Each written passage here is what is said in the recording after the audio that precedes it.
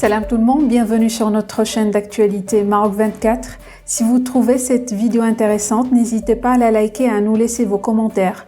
Aujourd'hui, vendredi 24 juin 2022, on a choisi de partager avec vous l'information selon laquelle la commission hispano-marocaine délimitera lundi prochain les frontières maritimes atlantiques au large du Sahara marocain au regard de sa première réunion, et ce en présence de représentants du gouvernement des îles Canaries.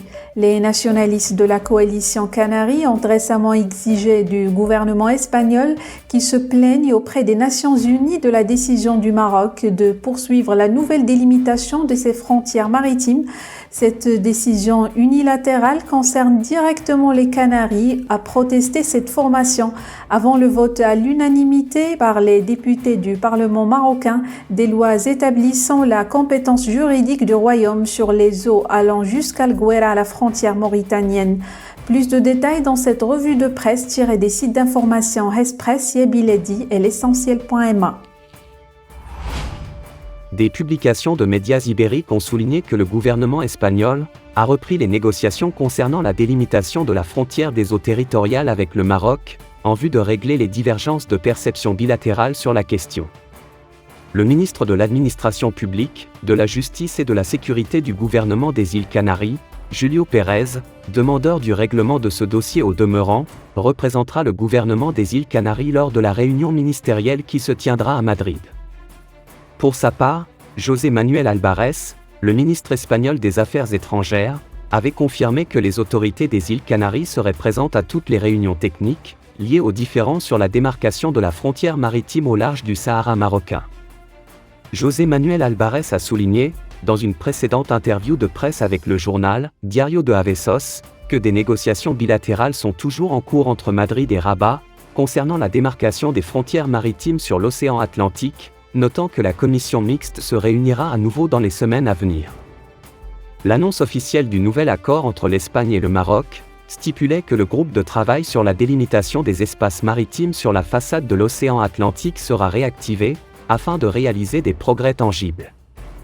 La commission vise à résoudre le problème des eaux territoriales entre le Maroc et les îles Canaries, une question sur laquelle le Parlement marocain a déjà approuvé 2 règlements définissant une zone qui chevauche celle des îles espagnoles, et affecte une zone à potentiel pétrolier et supposée riche en ressources naturelles et minéraux sous-marins.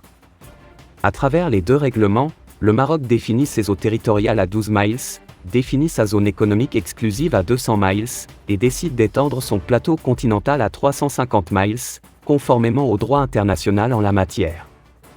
Ainsi, le Maroc étend également sa protection juridique sur le domaine maritime, qui comprend le Sahara jusqu'à la ville de La Guira, et au nord-est jusqu'à Cédia à la frontière avec l'Algérie.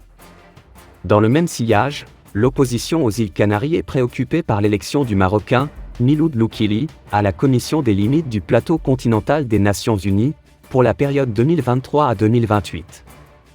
La formation considère comme mauvaise nouvelle qu'un ardent défenseur de la souveraineté marocaine sur les eaux du Sahara marocain siège désormais dans ladite commission. La coalition canarienne s'interroge aussi sur les circonstances ayant amené le gouvernement espagnol à ne pas présenter un candidat à la commission des limites du plateau continental de l'ONU.